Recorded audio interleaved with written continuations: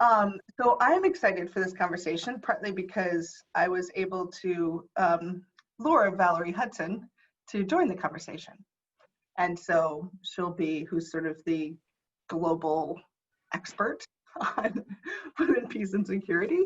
And we've been partnering with her for years. So it'll be fun to have her join in this conversation. Jessica, you know her, right? Oh, that's right, because you had said you hadn't worked as much. Karen, have you run into, do you know Valerie? You're on mute. I know the name, but I'll be interested to see her face. Gotcha. Oh, that's wonderful. We've partnered with her a lot, partly because for those of you who don't know, Women's Stats is this sort of amazing compendium of data around gender. So I'm thinking we just dive in, or maybe like I can open up with this sort of open-ended question of, are there things that you're bringing from other conversations into this conversation, or a hope that you have for this conversation as we get started, recognizing we're sort of moving from framing to strategy to now diving into actually design, and that's the broader arc that we're on. But things you're bringing into this conversation, including hopes. Karen, you got anything since you're out off mute? I'll just call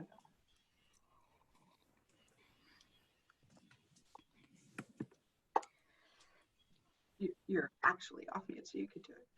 Yeah, I can't read the little tiny print where it says mute or unmute. If I get too close, I'm like this. Anyway, I think for me the major issue is understanding the political, but wanting to hear from people working in finance about what are the risks that people really review and analyze. And we certainly have seen the instability that violence against women causes. And I know firsthand from people and working internationally, I know firsthand a lot of issues that come up, but what is really analyzed when you're looking at investments, when you're looking at finance in general. Yep. Anybody else? Jessica? I guess, I mean, it's the whole world of GBV data, I think, is very complicated, and there's so much we just can't measure. And I guess maybe a hope is to kind of find what the happy medium is, or be at peace with what we can measure and what we can use as proxies to move people to action. So accept that there are inherent flaws in the way that the data is collected and reported, and it's never going to be perfect, but how can we do the best we can do with what we have? Yeah. Well, Doris? Yesterday, we had a conversation about sectors and the need to think about sectors, the need to divide by sector, because different sectors have different roles or in gender-based violence, the way that they facilitate it, the infrastructure they provide, the ways that they interact with it, the policies and practices that might need to be in place. The news over the last 24 hours has been pretty horrifying. And so I've been thinking about, what we're doing here, and,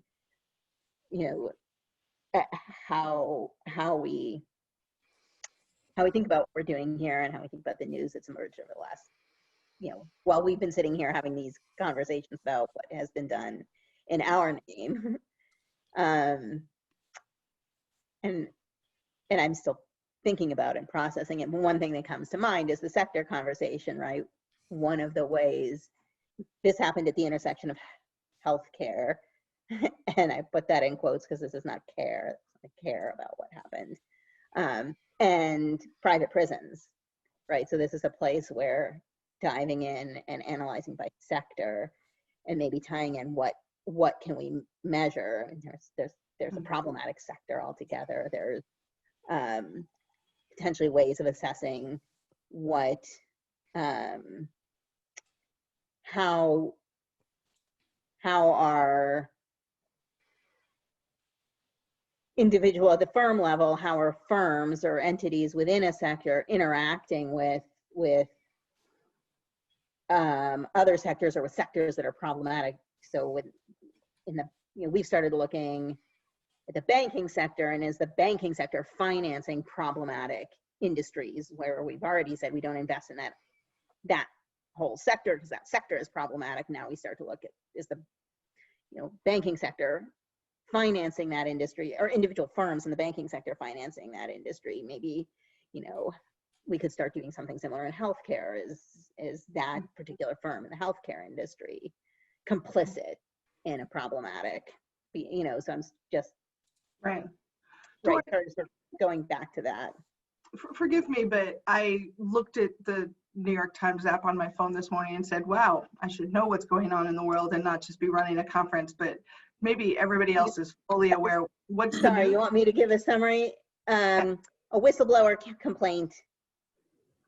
A whistleblower came forward yesterday to say that in one of the immigrant detention centers in Georgia, oh, right.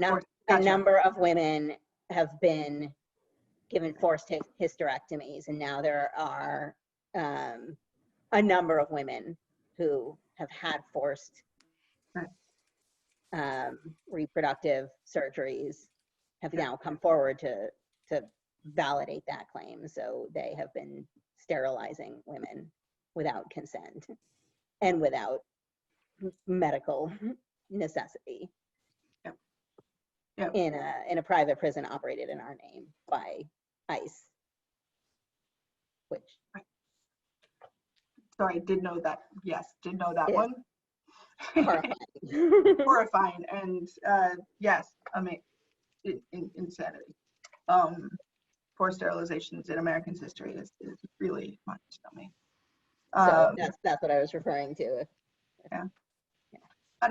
Adi, do you have a thought as what's coming into this conversation for you?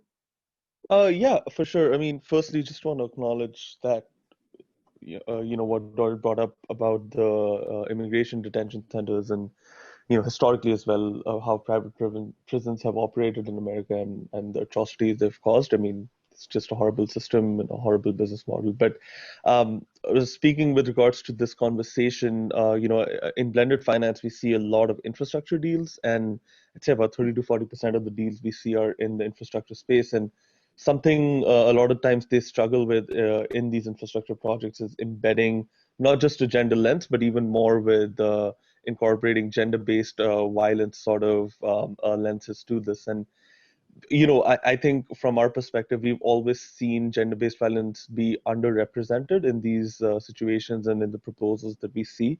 There are some examples of innovative ideas where, in the project sort of preparation and execution phase, you'll see, the implementers apply some sort of community standards, such as really strict sexual harassment policies for stakeholders involved, or, provision of sort of vibrant lighting in public spaces and stuff with regards to infrastructure projects. But we rarely ever see it embedded in the program that gender-based violence is something that they consider as a political risk or as a community risk that could eventually hamper, the success of the project. And oftentimes, I think from a finance perspective, the risk is underpriced, which can cause a lot of the tension between maybe sometimes the concessional capital providers and the private capital providers. So, it's just some of the trends we see in that space. Right. And I'll invite you again, Charity, knowing that that's a similar reason why you're on this conversation. But we'll figure this out. All right, we will. She's a very nice person. She's just not alert. But really early for her too, right? No, I think she's back east. Oh, okay. Yeah, I tried Charity, sorry. well, she might be still. So much goes. All right, Charity works. Development finance. Oh, hi, Charity. Juggling three things right now. So sorry about that. Oh, no problem. No, I mean, I'm still listening. I don't have anything to contribute this minute, but just wanted to hear more about how everyone's doing this morning and this really important topic. It's, like you said, it's in the press even now. And so it's interesting to think through what we can do again on addressing this issue from the DFC perspective and beyond. Yeah, great.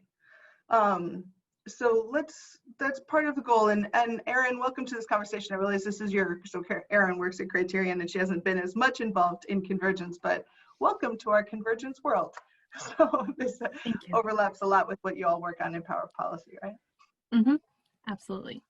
Absolutely. So before we start, then let's sort of start with the acknowledgement as we can. So hands off the keyboard, no more clicking for just a second. So take hold of your own hand. We are not alone. We have power in our hands. And this is not a light topic. In this conversation, we will intellectualize and abstract a set of very real experiences. These discussions may trigger a wide range of emotions. In this room, statistically, are many survivors of gender-based violence. And we all participate in social, cultural, political, and economic systems that give permission for and facilitate violence, in particular, our prison system in the United States and how it is implemented. A moment of silence to acknowledge the violence happening in this precise moment. To those people in that detention center.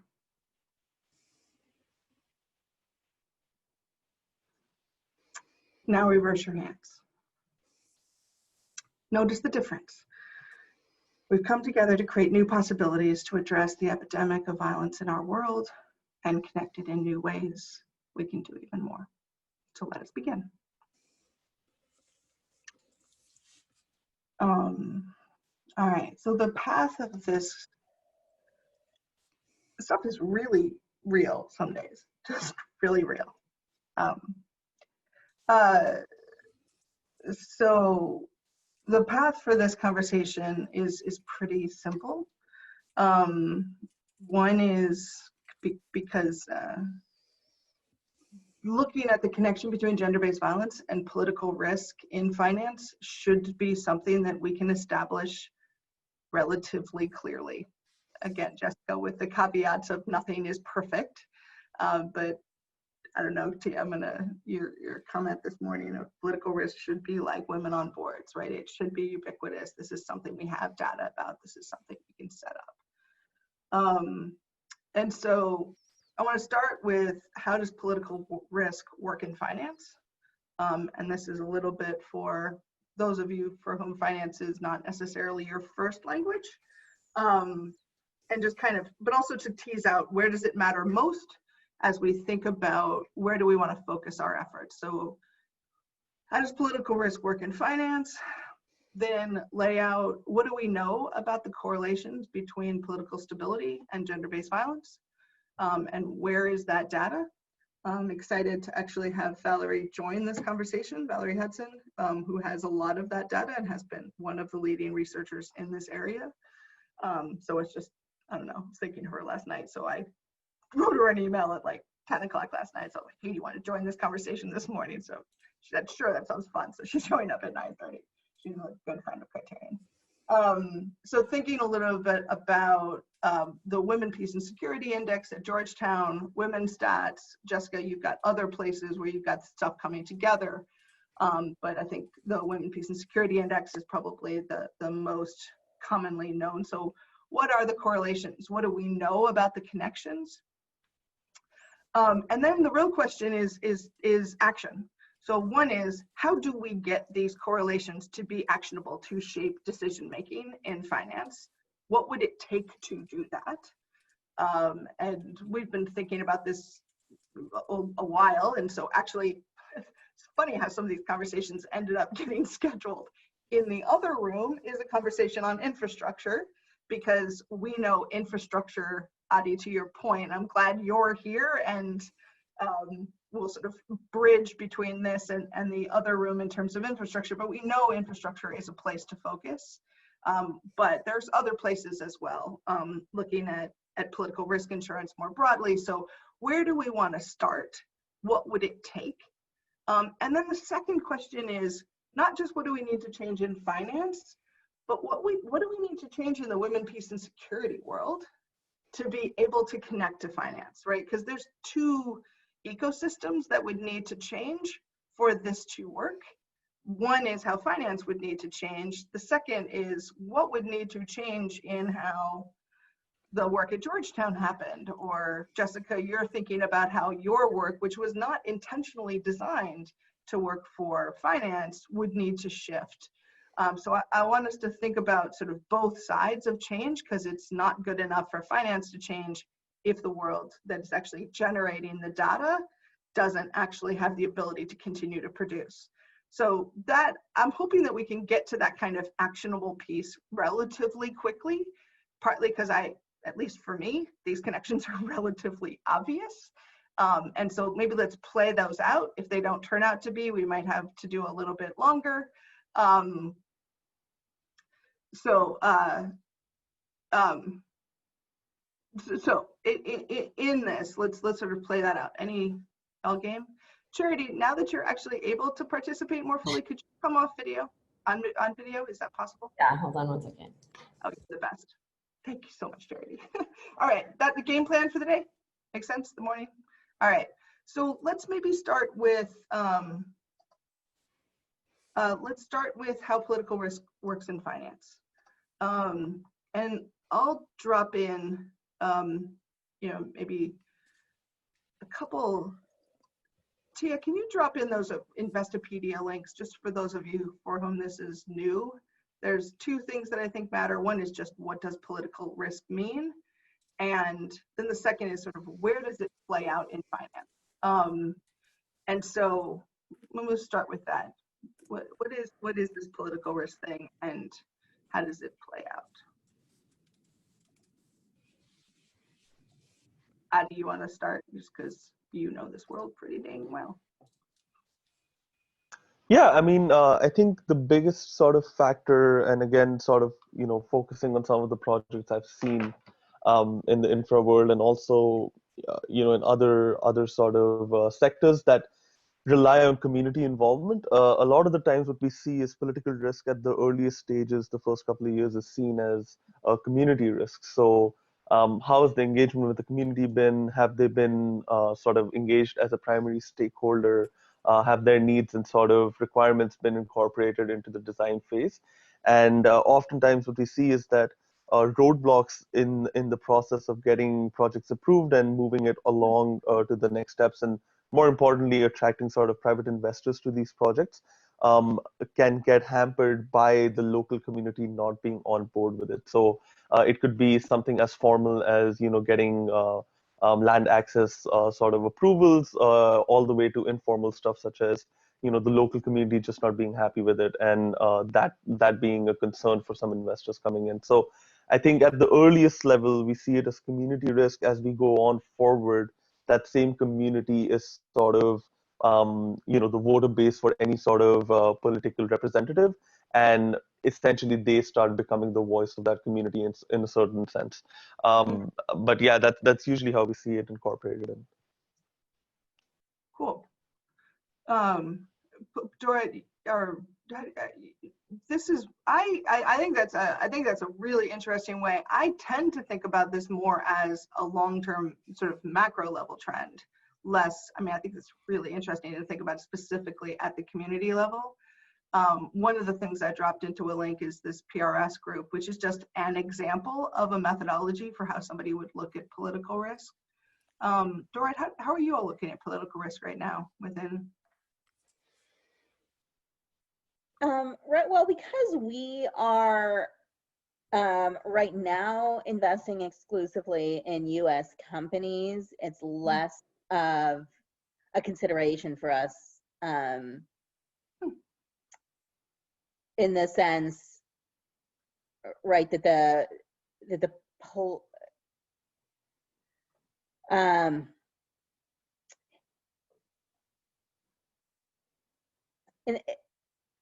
the sense that if we're comparing risk across, like if we're comparing risk across geographies, that's less of an issue for us. We do think about it some in the context of, for example, thinking about where companies that we're investing in are doing business. Right. There is sensitivity around doing business in conflict zones. We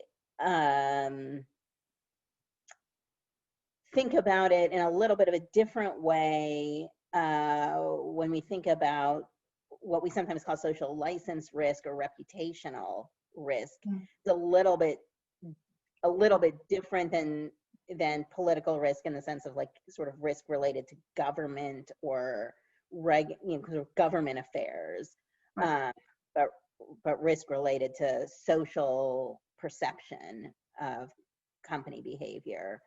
And then there could be regulatory risk that could lead to litigation. Is another area that we think about some. Gotcha. Chair, do you want to throw in anything from DFC's perspective? Sure. So we actually do political risk insurance as part of our portfolio. And in fact, I was just looking up because I think we just did one recently. So I was trying to pull up some of our investment committee papers. It's a way in which we're able to invest, particularly like one we just did was on solar energy in, interestingly, in Costa Rica, which you don't think of them as needing political risk insurance necessarily. But for us, it is the enabler a lot of times for other companies to come in. So it's an additionality or it's catalytic to other finance to be able to come into a particular deal. If the DFC is able to cover that political risk insurance, that prohibits private sector from wanting to invest. So that's the way in which I think primarily we look at political risk insurance is, it's to mitigate volatility that could occur, as well as enable other private sector or get other private sector investors to come alongside in a particular deal that we believe will have enormous impact in the country or in a particular sector. So like I said, we just did one on solar energy. And that will enable that has enabled others to come in with us as investors where they probably wouldn't have otherwise. Does that make sense? Yeah, so that climate risk insurance piece was that the piece that, sorry, I'm just putting some pieces together, but that was the piece that the guy who's Alec was working on? Was this different or is it It might be different. Let me look at honestly, we've had a few recently, so let me see who the team is. I'm trying to tie together a few things because I know Alec was looking at climate risk insurance, but it is. That's a Blue Orchard. Yeah. So we actually are that's a different one. And yes, we're still pushing through that. And actually that was a really neat deal. This is a different one with a different team. So we've done a few political risk insurance deals in the last month or so that have come through our investment committee. In addition to our other deals. Right, cool. So I think what's interesting is there's maybe two different angles that this matters to finance, and Adi, your point, and I think in some ways the solar deal illustrates this as well, is it matters at the gating level. Hello, Valerie. Hello, Valerie. Give us a moment to catch up and then we'll lure you into this conversation. So if we think about two ways that finance is sensitive to political risk. One, Adi, I think this is both your point and some of the maybe I'm just making an assumption about the solar deal, is at the inception of kind of getting past a gating stage. Will I consider making this investment? will I go into this market? Will I do something? Or is it just seen as just too risky, right? Like, will that community constantly be in upheaval? So the whole thing's just going to be too hard. And so it's that getting over that gating stage of, will I consider this at all? And that's where political risk insurance and things like that are super important.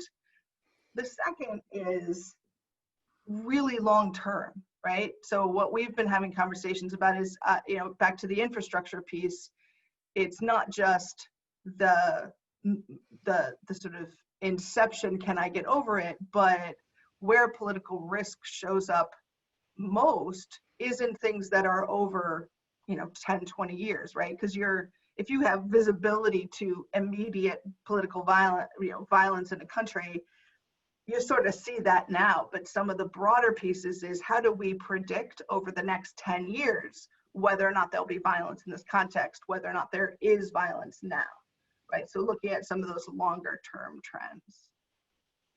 I don't know, Adi, does that resonate with you? Or you started at sort of the community level, but. No, for sure, that makes sense. And I think definitely looking at the macro factors are really important with the decision of whether you want to go in the first place or not.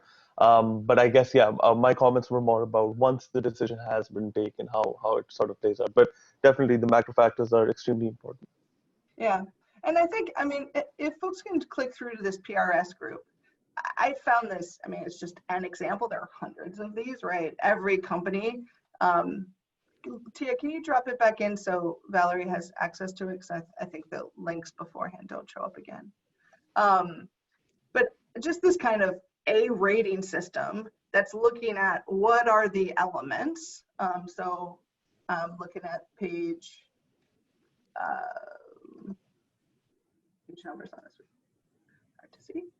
It doesn't have page numbers. Great. It's a report without page numbers. I think it's page 3, the table. Yeah, I'm looking at this list, right, of like socioeconomic conditions and, internal conflict, external conflict, right? They're basically looking at what is the violence, tension, upheavals, corruption, the influence of military and the politics, all of law and order, right? This is the sort of ranking. And for them, they include a lot of the economic factors in this. Not everybody does that, but this is kind of a picture of what are the indicators that are being put into an investor's look at political risk. Is this helpful? Just get your thoughts on this? Yeah, it'd be pretty easy to just take WPS and stick it in as the GBV risk here. Exactly. That's what I'm thinking. So if you, maybe a good, why don't you track in the WPS index then, Tia? Because I actually think this is an interesting, these two things have been studied in similar ways and nobody has brought them together before, right? So even at the World Bank, and this is sort of an ongoing issue of within the World Bank, gender-based violence is very seriously considered, and the do no harm work is incredible, and it's sort of been a place where there's been lots of work on gender-based violence, but it doesn't actually affect their rating of violence in countries. So they have a rating of violence in countries, and gender-based violence is not included in that rating.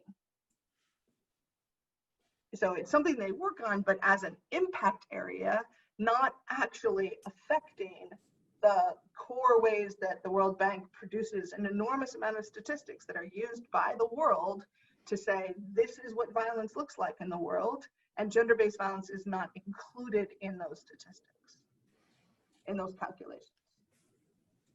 But it lines up to almost, and we could probably, I don't know, Tia, can you see, I think we have some of the stuff on, or Charity, you'd have access to what's in the World Bank study.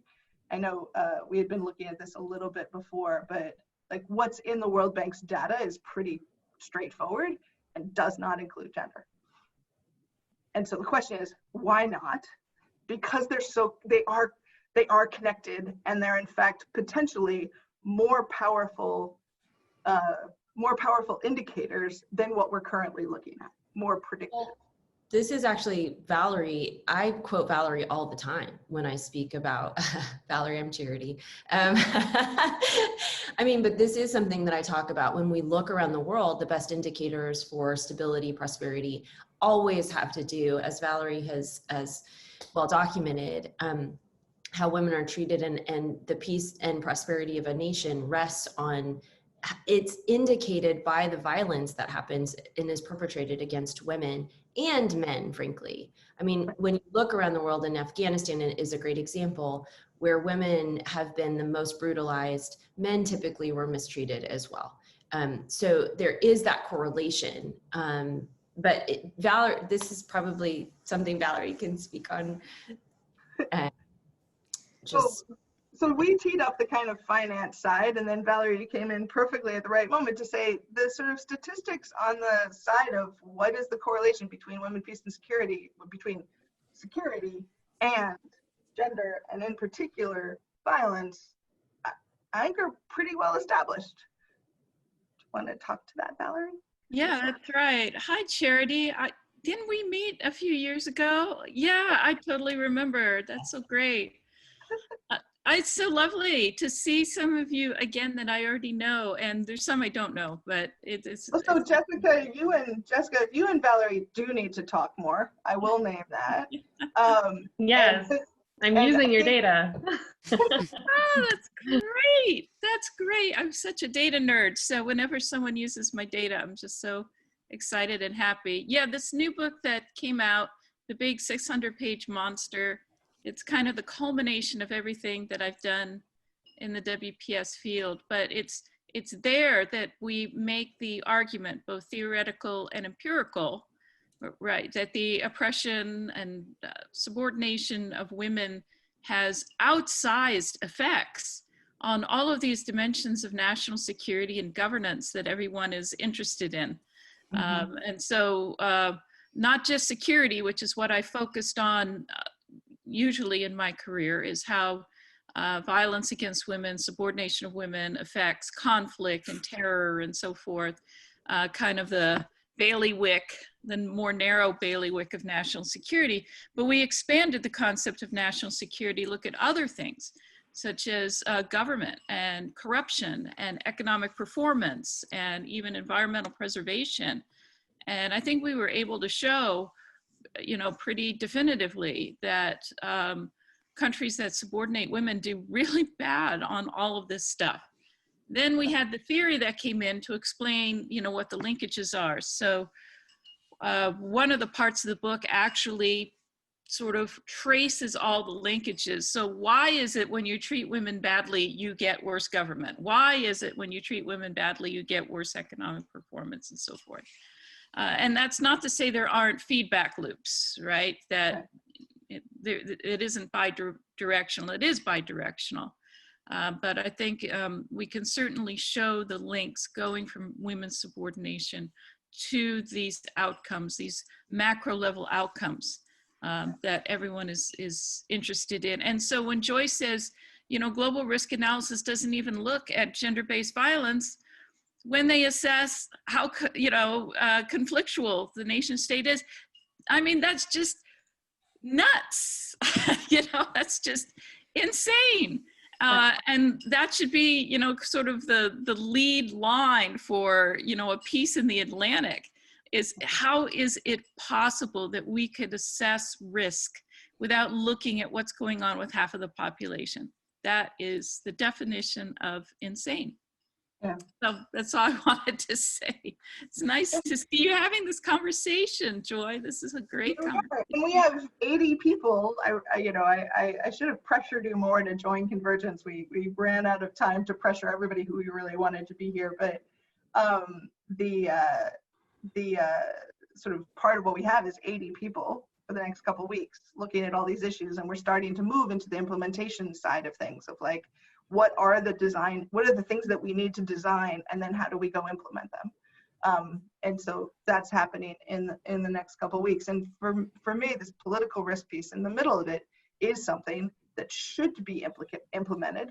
We've probably been talking about it for 2 years. And so the question is, how do we, and this is where I want to move to in this conversation, we can decide how quickly or what more do we need to know to move into design? Like, how do we move from this not in the indicators that people in finance are looking at to in the indicators in finance that people are looking at? And one of the things that I'll also bring into this is I had a stunning conversation with Daniela Aguilera and so two participants in Convergence, Daniela and Gita Iyer, who is the founder of Boston Common.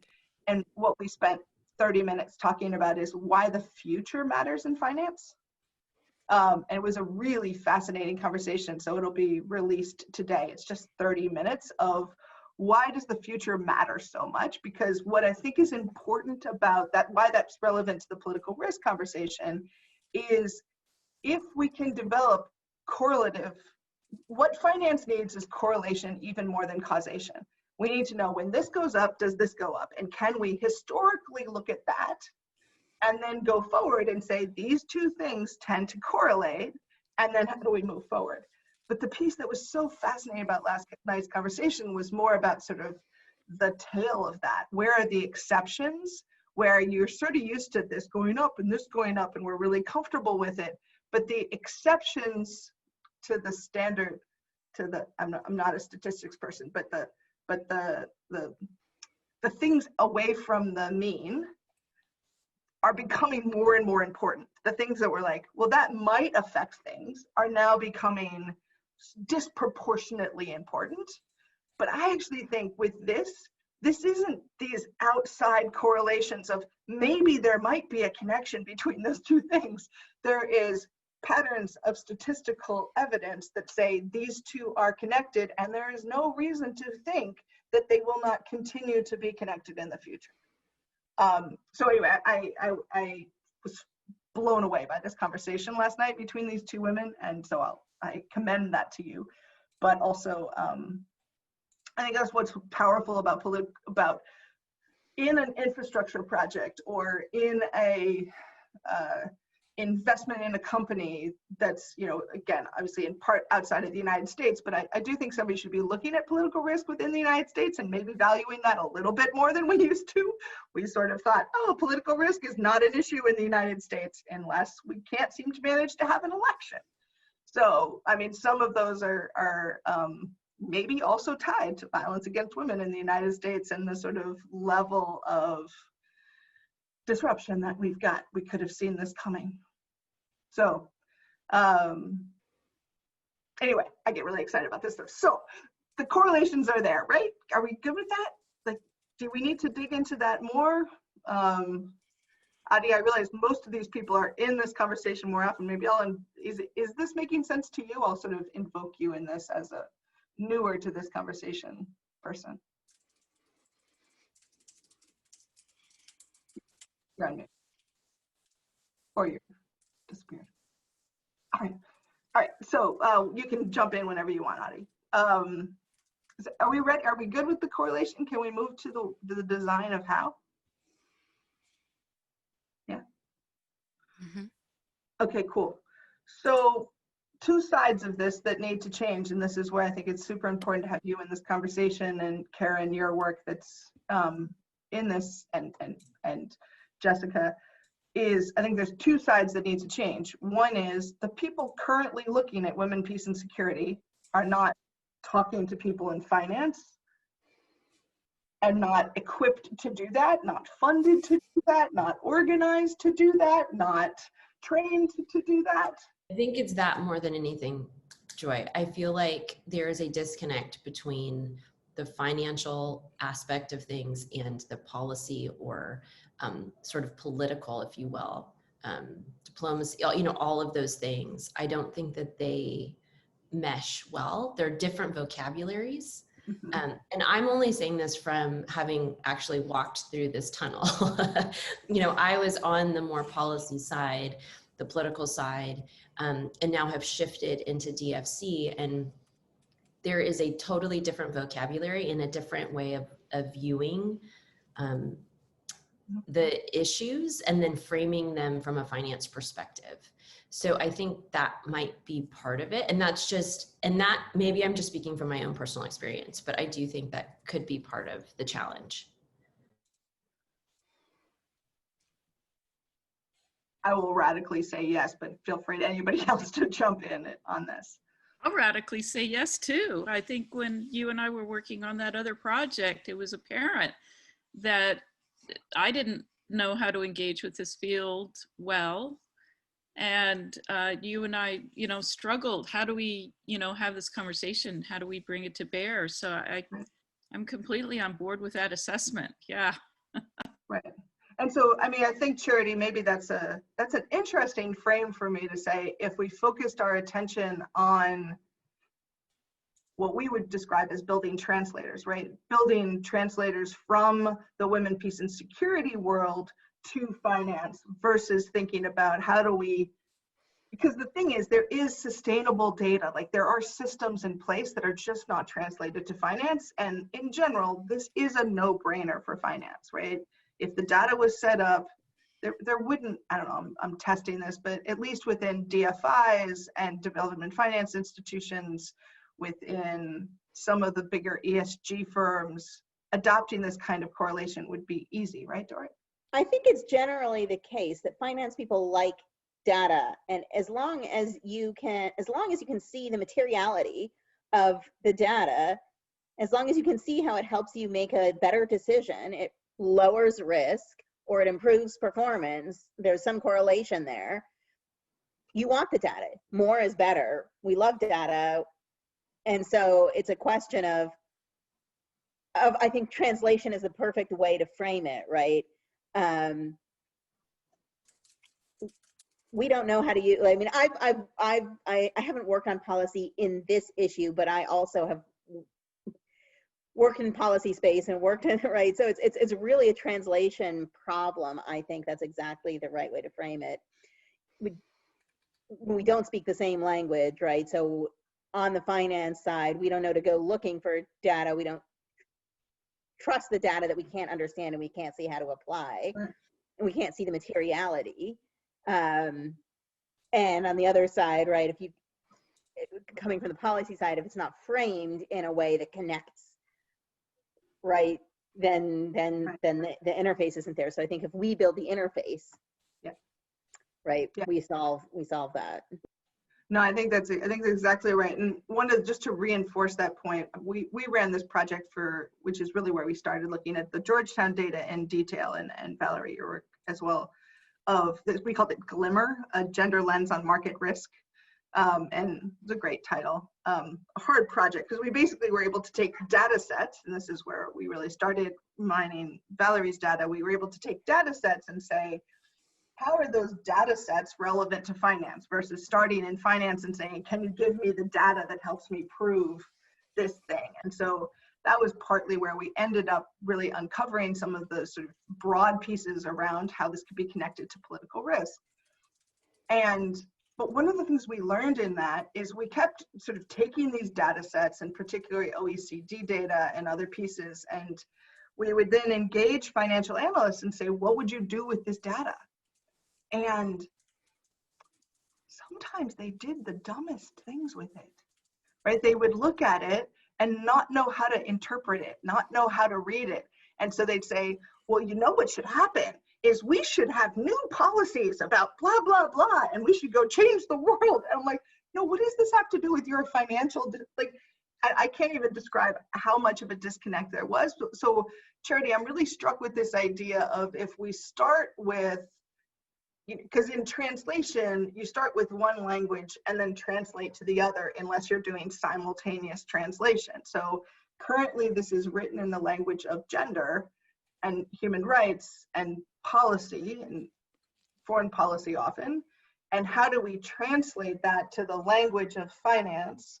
Because they're probably not going to be able to translate it on their own. There are some really smart people in finance, but I've noticed some of this is a little bit beyond their sometimes. It's not how everyone thinks in finance. So it's not, yeah, so there is a translation issue on both sides, which is very interesting. And I think to your point, and Jessica, like the work that you're doing now, this is really relevant as we are looking at analyzing our transactions, utilizing the data that you're providing. This will be helpful, but I don't think it's just going to be automatic. I mean, I think that there is going to have to be a mind shift that will take place. And I think actually there's different components to this. One of the things, and this is just an example, but as we looked at women's health, we wanted to actually bring in the finance ministers of countries, this is in my previous life, to talk to them about the actual economic impact of losing women in their countries. And that was actually not something that a lot of the policy people were thinking of initially. It was more just like, let's talk to the Minister of Health. But you have to actually make that tie to both aspects of it. And that has to happen in finance as well, you know, as we're looking at transactions.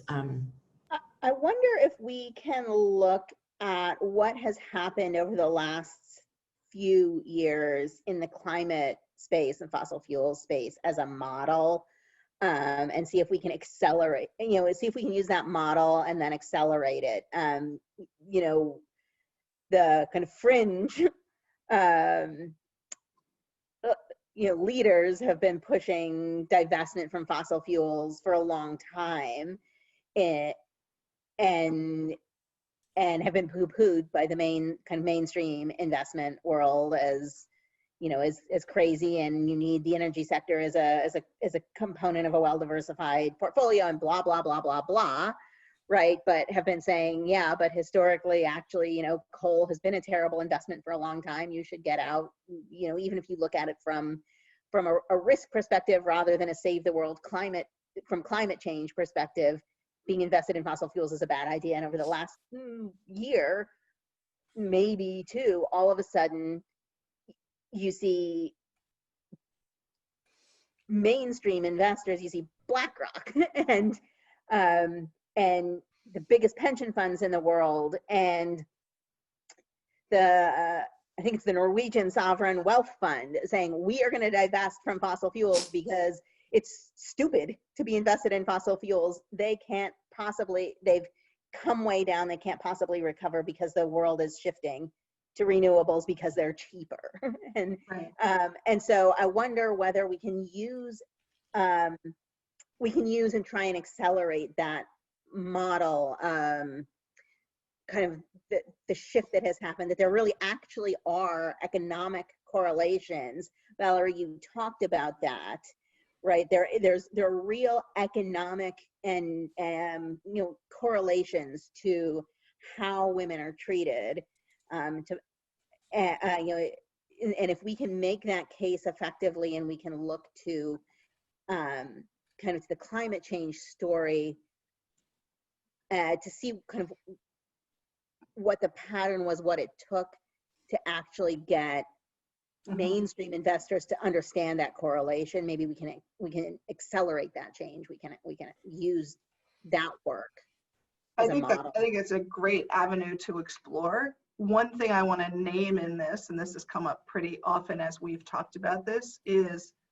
I'm going to propose that maybe active ownership versus divestment is better, because what we're talking about, the unintended consequences of saying somebody has a high rate of gender-based violence, therefore we're going to remove investments from that country, versus we're going to stay and pressure the governments to spend money on gender-based. So I didn't necessarily mean the investment structure. I actually meant the communication of the correlation, right?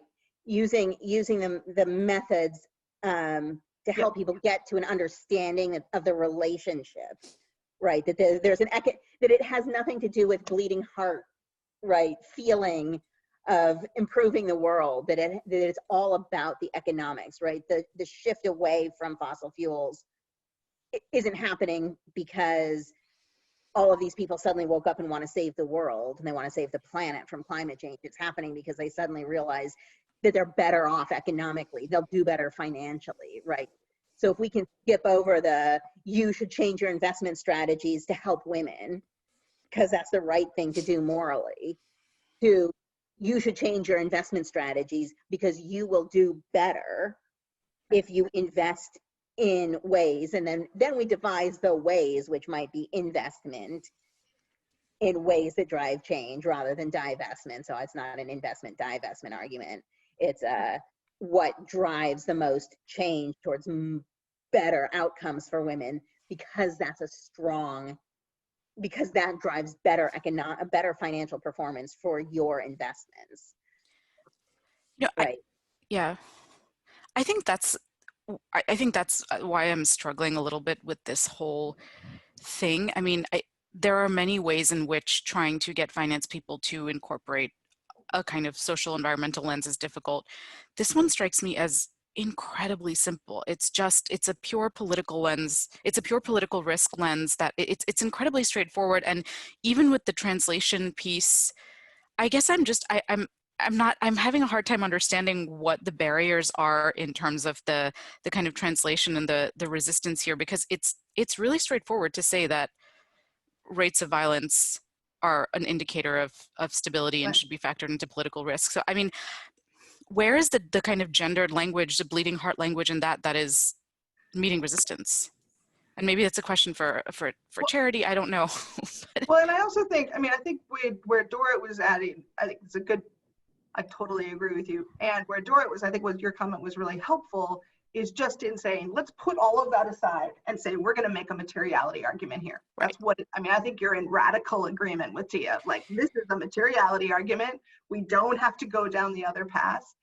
I will say, to get organizations like Valerie's work and others to say, well, if it's where we have to talk about impact, is in making the case that people who have been working on this their entire lives should spend any time on this.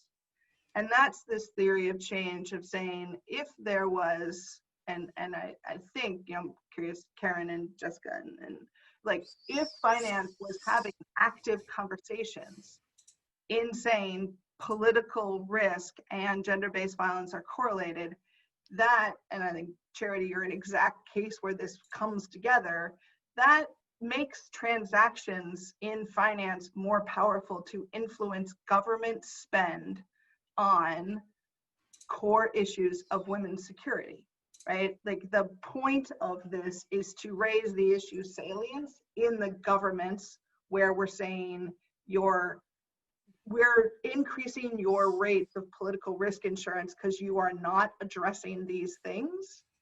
Your country is seen as a risk for these issues. Fix it. Is a pressure that that's the social change strategy here, just to make that connection. I was pausing there.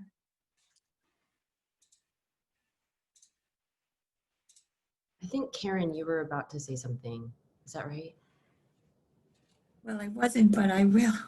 Oh, because I'm finding the other conversation fascinating as well. Yeah, we've struggled with this issue, and if I'm going on, just stop me. But in terms of human trafficking, we've seen instability in so many countries, and over the last almost 2 decades now, we've had a ranking system for countries that the corruption's so bad, the economic decline is so bad, and just the sheer numbers of trafficking victims and communities affected is so serious that the State Department, with a lot of our urging and federal law, created this ranking system and a report annually. And if people are aware of it, I'll stop. But the interesting thing about it is that there is a carrot and a stick, because the report can be used internally in governments, domestically, I should say, to highlight. The stick is you'll lose your foreign aid if you go way below the rankings in at any given time.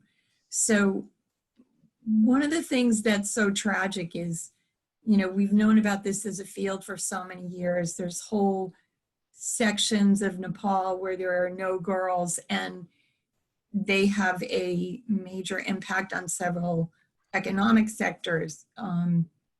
I've worked with Scotland Yard, and they were investigating the Albanians because there's just incredibly big districts in Albania where there is just like drug lords. They own everything. The human traffickers own everything. So it's really created a major problem, and they're doing really poorly on prevention, on prosecution of these cases, and corruption, the in-system corruption with law enforcement. So it's a big reputational problem. It's a big, barrier for politicians to look at it because they don't want to deal with the corruption and whole districts being, counties and various other places being very just seriously in bad economic shape. So most of the time when we're speaking about what's going on with this ranking system, we just get pleas from countries to get them off the bad ranking that they're on. And there's no real dialogue about solutions. I'm so sad about this and women's peace and security issues that are in some of the same countries that have the human trafficking problem. So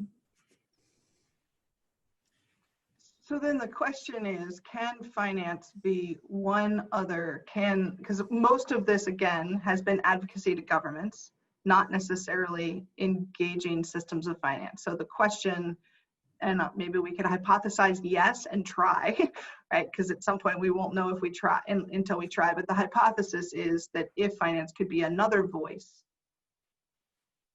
in that conversation. Absolutely. I mean, I think about, actually, it reminds me of the Millennium Challenge Corporation, and when they do compacts with countries, there are particular laws that they require them to change, or it's specific. Laws is one of the examples, but there are things that are requirements for a country to receive a compact. So I would think that we need to integrate some of the women, peace, and security information into the construct of these types of government to government, so MCC does financing of compacts, and huge infrastructure projects, things like that. And so that would be one thing, but also then just from the private sector perspective, I think correlating this, and again, it has to be translated in a way where there is a real deep understanding. And Tia, to your point, I'm not sure that people are resistant to it. I just don't know that they fully understand, or that there's the argument that has been made in a way that it correlates in their mind to finance and how they can use financial tools as a lever to change these types of behaviors. And I also honestly worry part of it is, sadly, this is not an emerging markets issue. It is a global issue, and it's in every socioeconomic class. It's in every city around and area around the world. And so that's a little bit, in my opinion, I think that's part of the challenge, is that this happens in homes of people who are representative in the financial worlds that are making decisions. That's just the challenge about GBV, in my opinion. It's kind of unique in that way. Well, and I think it's an interesting, maybe just pulling back from that I think that's really interesting. One is to make sure that this doesn't, because often in the government to government, then it is about, it's about, I think sometimes it's useful to use the triggers around aid and other things, but I don't think the United States can really point to other countries really clearly right now and say that we're that we're winning on political stability. And so I think, Charity, it's really important to not make it just an emerging market issue. I think the second piece is, and therefore it's important to do something, I don't know, the thing that's forming in my head, is just could we get, step one, we get a big set of ESG investors to say, if you produce this data, we would use it. And I think with relative ease, we could get, I don't know, several $1 trillion aggregated to say, if you had data about political stability, we would use it, right? I mean, I think we get BlackRock signed on to that. That's just a kind of, if we created it, would you use it? And so get that, and then step two, get the DFIs to say, if we created this, you seriously should use it, right? And, you know, I think 2X and others could get behind that relatively easily. That's kind of a done deal. So we get those two forces saying, here are two sets of actors, and then we say, who are the key leaders within this, who do the work? Because you literally, I think, Tia, one of the things I was reading the report today from Georgetown of last year, it's not written for people in finance, right? And I think this is literally a translation thing. It's taking the reports and saying, here's how we would write the reports for people in finance. Oh, hey, Ellen. Anyway, so this kind of, we get the core, and it's so funny that you joined this conversation right now, because the capacity issues within organizations working on women, peace, and security is the core problem here. It is not it's not the will of finance to look at this. We could get them there. The question is, what's the capacity? And, you know, I'm always blown away, frankly, Valerie, by how much money you need to make a difference on, you know, a new report for us. And it is always a phenomenally small amount of money, right? In the scheme of things, it's like, oh, we could do that for a couple $1,000s. I'm like, are you kidding me, right? Like, how do we get a chunk? Because the problem here is, you know, those folks in finance, we have to figure out how they're willing in some way to pay for this data, right? And that's where we often have a challenge, right? So how do we, because the organizations who are creating this are not funded to do this, and I think that is a core barrier. Just to put it on the table. How hard would the translation be if people had, I mean, even a couple $100,000 to actually do this translation? It's all the data's there. This is not even a big project. Right. So you're saying the reason it's not, the translation isn't happening is because we haven't actually tried it properly, exactly. Because no one is funded to do that. Nobody's funded to do this. There's no organization on the planet who is funded to make this translation. So, but I think if we, I mean, and I will say Criterion, we could put together a kind of, here's the ask, here's the organizations that need to be funded, here's what it would take, right? And we get Valerie, you and Georgetown and Jessica, we throw you in and we say, here is what is needed to make this several $1 trillion of money move in a somewhat different way. Like, this is not rocket science. Dorit, back to how do we learn from climate change? One thing climate change had is more money for research by the factor of several hundred times what gender lens investing has. Like, Climate Works got $100 million of philanthropy to do the research. I don't know, Jessica, I don't even want to think about how much you're funded. I'm self-funded, which is part of the problem. But I was thinking about this too, because we have actually thought, and again, this is just a capacity issue and just trying to get the first tool launched. But we have, and we want to enable someone to be able to click on what organization they're from. So I am from a DFI, or I'm from an aid organization, or from an NGO, and actually have that language change depending on who that is. So it's something that I think is important and we would love to do, but haven't had the bandwidth. So we've had to kind of write to, you know, a more general population. And it's a good takeaway for me from this conversation and going into our conversation with the DFC charity to think about this translation. And I honestly don't think it would be that difficult to do. I don't think it would be that difficult to take and and translate. I personally need a little bit of help with that, but I have a kind of some idea of the materiality argument versus the business case or the human rights impact. But I actually think it's an easy fix. Well, and again, if we get a set of folks, I mean, we have the folks who have already signed on to the sort of letter of intent that Criterion was working on, and there's a bunch of ESG managers who are in that, Trillium, others who, you know, who would be willing to be that sort of helpful how to do the translation. Hey, Ellen. Hi.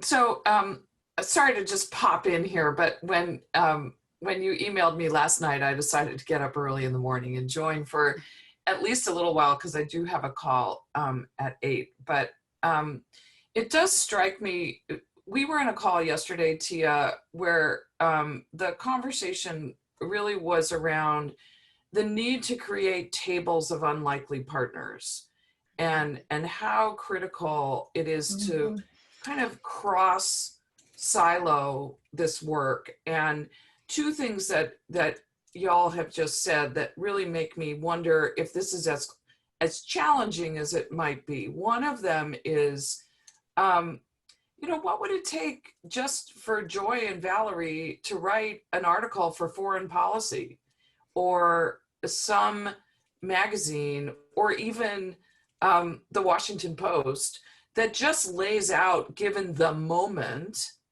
I mean, Joy, you've been working on this, the amount of money that's being deployed for COVID relief, for instance, and to use that along with what we see as an uptick in political violence as a door in this moment, not a big report,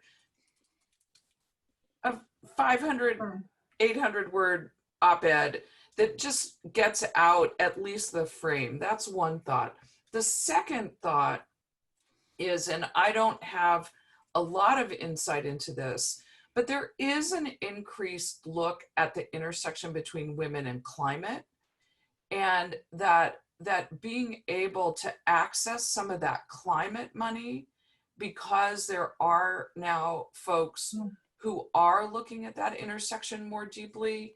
I wonder again whether that's a door in. The investment world understands issues related to climate and clean energy investing, but they don't look at it with a gender lens at all.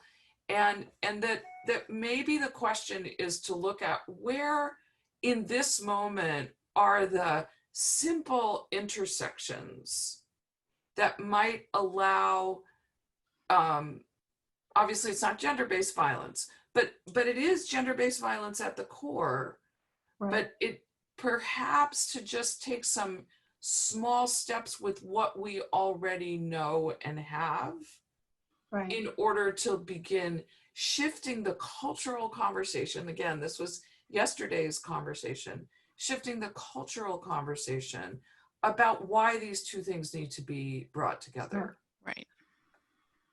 And I think we're in, I mean, I think the good news in this conversation is really useful points. I actually think we have a more direct path here, right? I think this is a pure translation story, right? This is literally, Valerie, we take your book, Karen, the statistics on human trafficking that tie into this. We talk to Georgetown, we say, this is data. Here is what it would look like. Like, I think it's literally taking the reports that exist and translating them to finance, because the problem is we've created demand on this, Ellen. Like, I actually think this is one that's low-hanging fruit. DFIs, bunch of ESG investors would take this up, but we don't have they go, and so what do I do? Like, what do I look at? Where's the data? You're like, well, it's in these reports. And they're like, I don't understand those reports. So this is literally a rewrite the reports in the language of finance to make that work. Joy, I would say it's both ways, because when you have the individuals who are out there talking about women, peace, and security, they need to understand how to frame it within the finance language as well.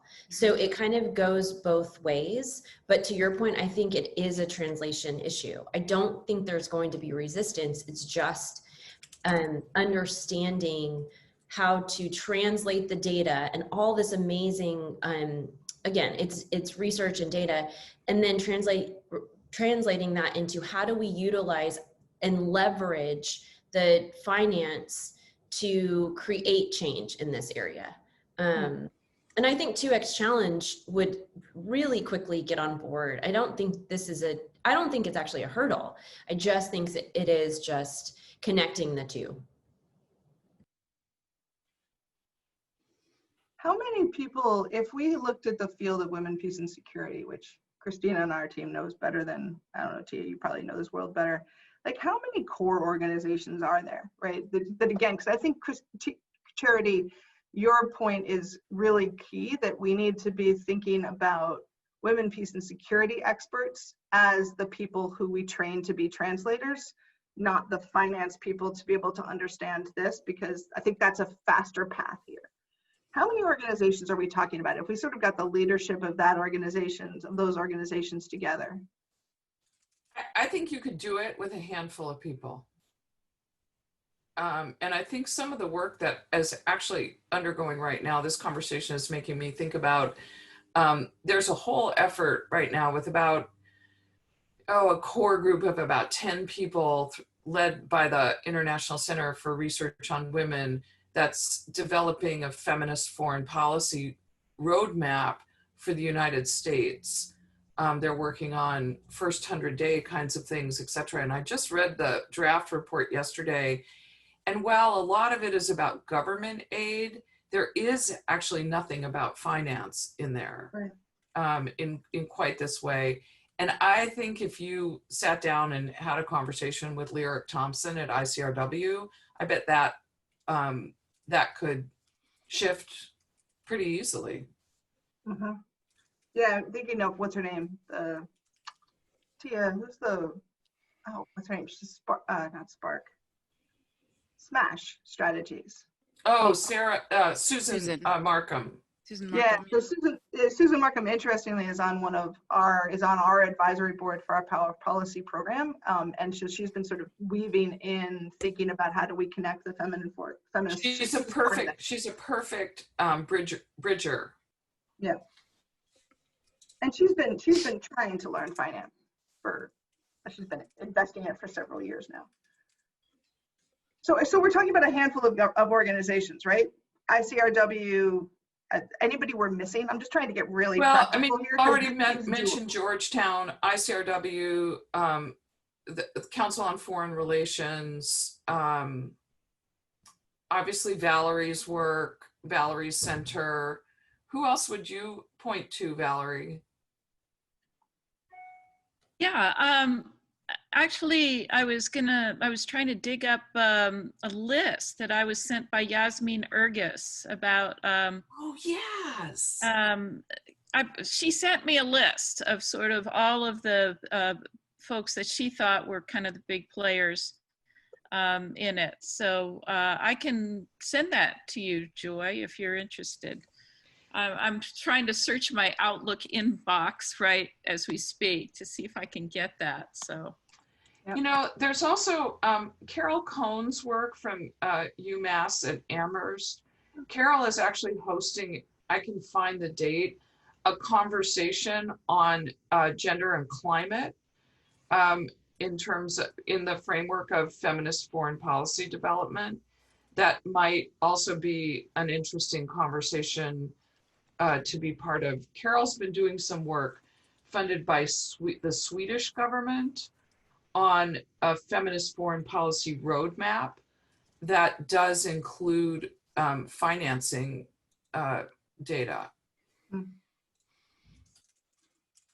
Yeah, the reality is we should hear in the next couple of weeks.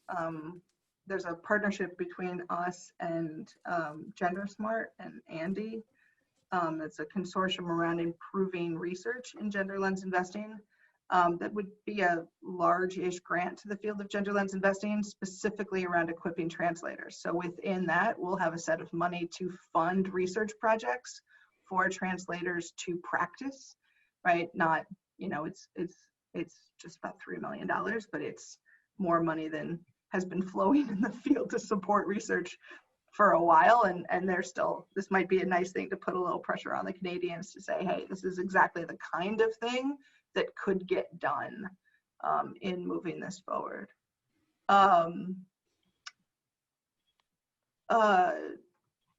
So I think, Charity, can you raise your point? Because I actually think it's important, because if we're going to make this broader.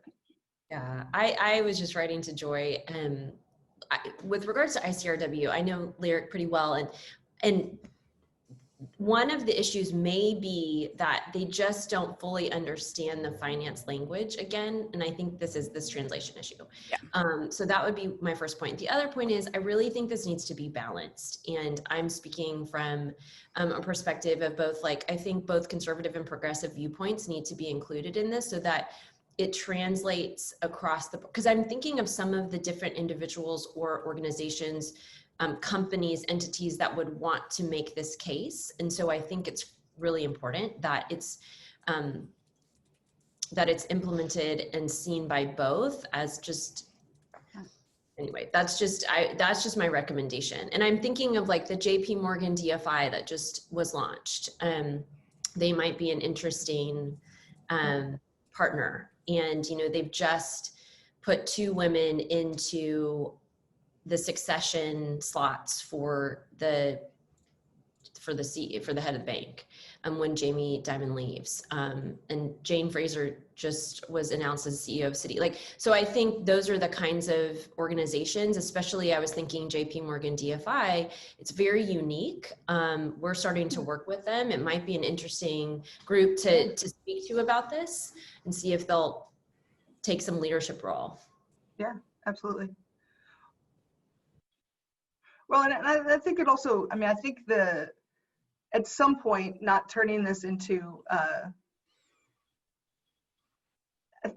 I think the kind of clearness of intent here, which is to say, let's not boil the ocean, because I'm now imagining a debate about how should the data be presented and who should present which data and all of that. Like, that's a thing to be worked through, but also,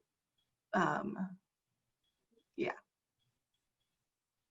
I want to dig a little bit more, Charity, in what you just said about kind of the kind of political spectrum, because the thing that's compelled me over the years, particularly Valerie's most recent book, is this isn't an issue of politics. This is an issue of data, that if we want a world that is more stable and therefore economically viable and thriving, that we don't have a choice but to look at the issue of violence against women and gender-based violence in the home and in the community. And the data, I think this is what makes Valerie's work so powerful, is the data, you know, to the extent that people believe data, at this moment in time, the data really is not about left or right or a political. It's really about, if this is the world we want, we have to do this. We have no choice. So I want to understand better kind of what you just said, because I think if we see this as a political campaign, we are going to lose. That's not what I was recommending. Okay. I agree with what your point is, as far as the data isn't political. It's really nonpartisan. But to your point, not everyone, there are people who do not trust data from certain organizations. And so my point is, in order for us to actually be successful, we have to be cognizant of how it's framed and who is framing. That's my only point. Okay, I totally agree with that. Yeah, and I think that's, yes. And I think there are, I think that yes. So we have 3 minutes left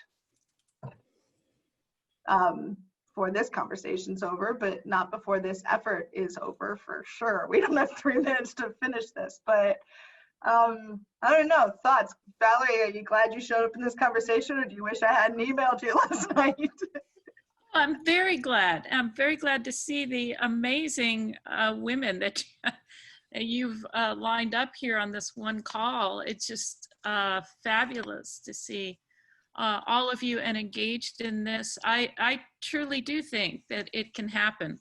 I think the data is there. I think the translation is important. I think, you know, as Ellen is pointing out, that there are particular places like policy reports before new administrations, or well-placed, you know, policy outlets like Foreign Policy, or, you know, what Charity was saying about, you know, new and important women in the finance world. I see a whole bunch of opportunities here. So I think you guys are, you know, totally on the right course. Yeah. My hat's off to you. And if you ever need data, I'm here for you. Yeah, no, and I'll follow up with you. I'll send you on a way to join into some more conversations in Convergence, just because I would love to have you just continue to play this out. And happy to have you just join. Jessica, what are you thinking?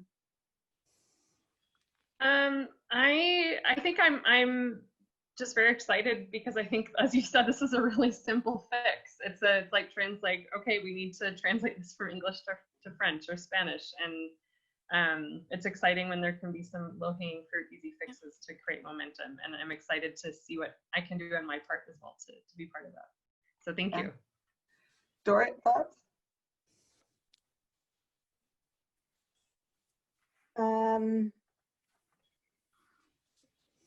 Don't really have any closing thoughts today. All right, but I think it's and useful for your sort of starting place in terms of thinking about where are the parallels to climate from a financial design piece. Adi, I'll invoke you to say, if you want to jump in, feel free. Oh, there you are. Hello.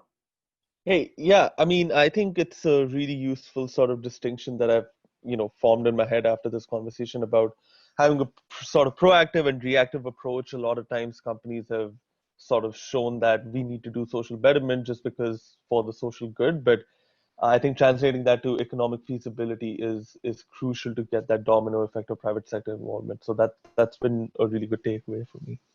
Yeah, and it'd be great to get Convergence sort of involved in thinking through how to frame this with other blended finance investors. Karen, Absolutely. Any final thoughts from you? Are you talking to me? Yeah. Oh, sorry, I didn't hear my name. I'm really interested in this feminist foreign policy roadmap for the future. I mean, I'm thinking we got to crash this group. And we probably have people right at this table who could do it, or within, you know, 1 degree of separation. Yeah. Well, we're just figuring out, I'm going to have a couple conversations today. So as more and more, I mean, as I mentioned earlier in the call yesterday, sort of very, very practical ideas of this could get done and this could get done relatively easily started coming out of a couple conversations yesterday. Okay, Tia's just like, action. Tia's happy. Yeah. Tia's doing this. Yeah. We can move. So We can really move what we're this. thinking about, oh, go ahead, Tia. No, that's all. That's it. That's it. I'm really Just a excited. yay. Yeah. Well, one of the things we're going to think about today is what are the ways that we continue to weave these through Convergence? Because I think sort of saying, here is a very practical idea. How could we move this forward? And how do we go out to the larger 80 people to say, here's the idea that's moving forward, and here's how it could happen. But then also, obviously, Criterion's long-term commitment to this campaign. What do we do next, and how do we continue to nudge this forward and make sure that the funding's going in the right direction? Because I do think this is a translation problem and a capacity building problem that is solvable with relatively small amounts of money, and we've already got the investment folks who are already signed on to this. This is just a easy win. Yeah, just, you know who we should talk to, Ellen, is Molly Gochman. Sorry, I shouldn't. Interesting. All right, so thoughts. We'll continue to have thoughts and move things forward.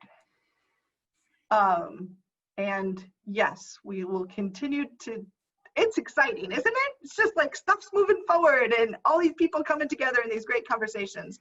And Valerie, we'll send you away just to participate because you've been a great partner to us over the years. So thank you so much for joining today. Ellen, thanks for just dropping in. Great to have you any day. And for the rest of you, have a great, oh, you're all in the US, so I can just say have a great day. I don't have to translate to 85 time zones like I have in every other conversation. All right. Thank you, everyone.